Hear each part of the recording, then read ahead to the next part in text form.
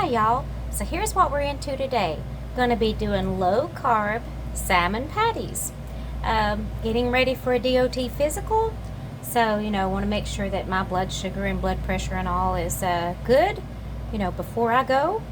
I tackle this about 3 months before my DOT physical card expires because, if there is a problem or something, I have time to deal with it before my card expires. And so I think that's the best policy, and you do what you want, but that's how I do it.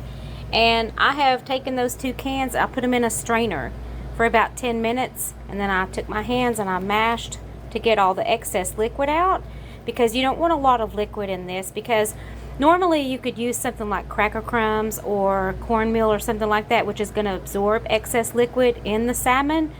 But because we're going to be using almond flour, which is going to be low carb, you're going to need to remove all excess moisture. So here's what you're going to need. You're going to need a half a cup of finely minced onion, and I used my little slap chopper to get it chopped more fine. I chopped it by hand in small pieces and then hit it with that. And then you're also going to need 1 stick of celery, finely minced. And here is my drained salmon.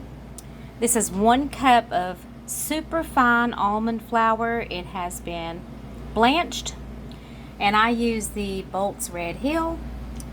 You need 2 beaten eggs. You need 2 tablespoons of mayonnaise, non-sugary mayonnaise like Hellmann's or Duke's. You need a teaspoon of black pepper and a teaspoon of Old Bay. First thing I'm going to do is I'm going to put the eggs in this bowl along with the mayonnaise and the spices and the onion and celery, and I'm going to give that a stir. After that's complete, I'm going to add my cup of almond flour, and I'm going to give that a stir. Now it's time to add the salmon, which is kind of hard to do while I'm holding the phone, but I'm going to give it a try. There we go. All right. And then I'm going to take a spoon and I'm going to get that all stirred up very evenly. Now I'm going to use 1/4 cup measuring cup, and I'm going to fill it with this mixture, okay? And then I'm going to put it on the plate after I take my hands and form a patty with it.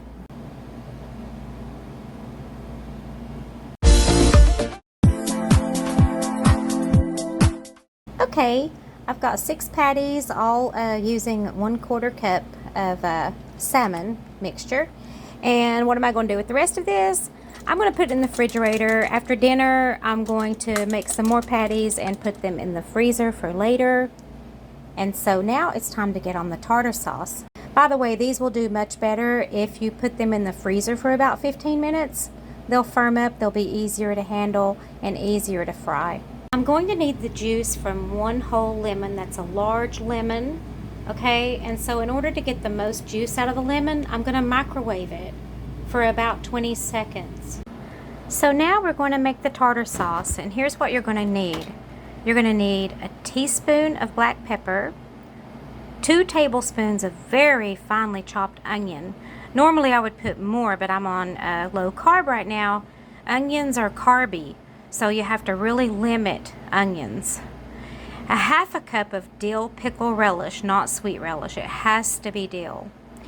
And a full cup of non-sugary mayonnaise like Hellmann's or Duke's. Now, we also need the juice of 1 lemon, and I used a large lemon here, and I took a fork and twisted it around inside each lemon, have to get the most juice that I could. So now what I have to do is I have to put a strainer over this and then pour the lemon juice through, which I can't do while I'm holding the camera, so you'll just have to use your imagination on that. Now that the lemon juice is in here, I can start mixing it to incorporate all the ingredients for my tartar sauce, and this is going to be absolutely delicious with the salmon patties, and it's basically hardly any carbs. So there it is, all nice and mixed up, and as you can see what's left of my lemon there in the strainer. Okay, tartar sauce should not have any sweetness to it at all. It should be tart. It's in the title, T-A-R-T, tart or sauce. So That being said, this tartar sauce can be served with things like salmon patties, just regular salmon, anything that has to do with fish. You could also serve it with beer battered cod. So, you know, it has several uses. And so now I'm going to put it in an airtight container and move on. So if you find that your tartar sauce is too bright as far as being too sour or whatever, there is a way to tone it down without adding any kind of sugar or sugar substitute or sweet pickles or Splenda or anything like that. And the solution is simple. It's a 1/4 cup of heavy whipping cream. That will mellow it out for you. If you need to add a little bit more, you can. But this is a low-carb, keto way for you to tone this sauce down. I'm fine with it just the way it was, but I'll be serving other people, and it might be too much for them. So I'm going to give this a stir and let it kind of thicken a little bit because of the heavy whipping cream being in there. And it does it. It makes a nice thickener. And so you can just stir it to your heart's content until it's the thickness that you want. It's time to fry these up. I'm going to put this on high until the oil gets hot enough to start frying these. I'm just going to shallow fry them in about a half an inch of oil. I recommend peanut oil, but you can use any oil. Some people use avocado oil. Some people use olive oil. That's completely up to you. Some people even add a little bacon grease to their oil. So however you want to do it, do it. So these have been in the freezer for about 15 minutes, and as you can see, they're very easy to handle as a result, but they're not frozen solid or anything like that. So I put a little bit of the salmon patty crumbs that were on the plate. I put one in the oil to see, you know, if the oil was hot enough, and I believe it is. So because you can see it boiling there. And so I'm going to add a salmon patty. You may get popping grease, so be careful. And I'm going to leave that for about 15 seconds or so before I add another one. Okay, because we don't want to get the grease too cold too quick, because then they won't turn out right. They won't fry right. Okay. And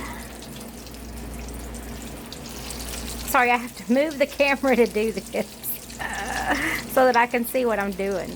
So there. And I'm going to let that rest for a minute before adding another one. And then I'm going to turn the eye on medium-high. You don't want to fry on high, shallow fry like that, because you can literally catch your kitchen on fire. I'm not kidding. I know somebody who did it once. So how long to cook these? Well, in my opinion, they look like they're getting golden brown. But if you try to lift these and they're not ready to release, you're going to tear them apart. So you kind of got to let them release before you can take them off. Okay, they're still on medium-high. They finally got done enough on one side for me to flip them. Now, a word of caution, if you're not used to making these or whatever, you don't want to pick one of these up and just slap it over in the oil.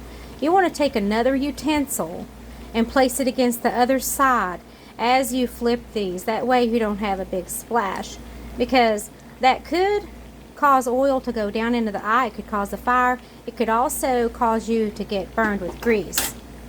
Okay, so I think these are ready to release. Yes, they are. Okay, before I do that, I'm going to turn the eye completely off. Okay, and I don't have anything to drain these on. I lost that little thing I had with all the vents in it. And so what I'm going to do is I crumpled up some aluminum foil, and I'll just set them on that to drain, so that they don't get soggy and weird on me. So anyway, so that's what we're going to do. Don't they look nice? Oh, they look so delicious to me. So here we go. The reason I turn the eye off before I do this is because, you know, as you remove these from the oil, you know, the oil can heat up. It could catch fire on you, you know, possibly. So I think it's best just to turn the eye off when you're doing the removal of anything that you're cooking. So now I'm going to set them there to drain and get ready to put them on a plate. So there you have it. Low carb salmon patties with low carb tartar sauce and some mashed cauliflower on the side there. You could also add a salad to this if it's low carb, and some low carb dressing, and maybe some green beans or something like that. So anyway, I hope you enjoyed the video, and thank you, and have a great day. Okay, it's time for some low carb dessert. All right, you're going to need some dairy whipped topping. It's about 1 carb for 2 tablespoons, and large curd cottage cheese. I'm going to use 3/4 of a cup. Half of a cup is about 5 carbs, and so 3/4 of a cup is going to be more like 7. So there we have about 8 carbs right there already. Okay, and we need 2 strawberries. They're about a carb a piece, so that's like 10. Okay, and then we have a tablespoon of crushed pistachios. I just put them in a bag and beat on them with a spatula or whatever and crushed them. And going to need a half of a tablespoon of orange sugar-free Jello. So here's what we're going to do. The first thing we're going to do is we're going to take this half tablespoon of orange sugar-free Jello, and we're going to give this a stir. And then after that's all stirred up real good, well, it doesn't have to be all stirred up good, we're going to add the strawberries. All right, and that's 2 strawberries. They're about 1 carb each.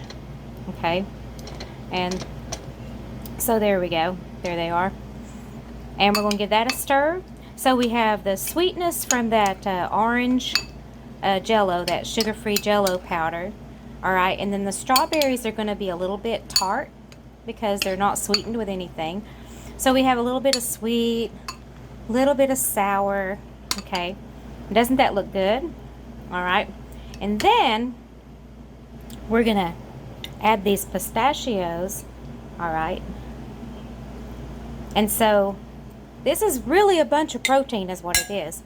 The cottage cheese has a lot of protein, which helps smack down that blood sugar. Let's see, protein, 12 grams for half of a cup. And so it's going to be more, of course, for 3/4 of a cup. All right, and then once we've got all that, we're going to do 2 tablespoons of whipped topping. So this comes in at around maybe 10, 12 carbs. All right, so still pretty good for a dessert, and there is some nutritional value in it, and so I don't feel too bad about it.